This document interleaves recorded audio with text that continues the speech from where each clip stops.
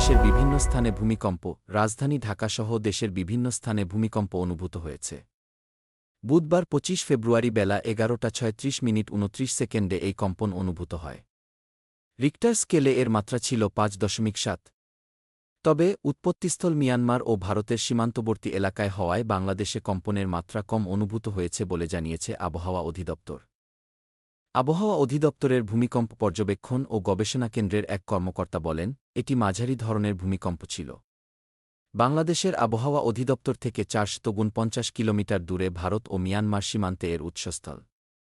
তাৎক্ষণিকভাবে দেশের কোথাও কোনো ক্ষয়ক্ষতির খবর পাওয়া যায়নি এ ভূমিকম্পে। তবে আশঙ্কাজনক ব্যাপার, এ নিয়ে গত ১০ দিনে ৪ বার দেশের বিভিন্ন স্থানে ভূমিকম্প অনুভূত হল। Desk report, BE news, Dhaka.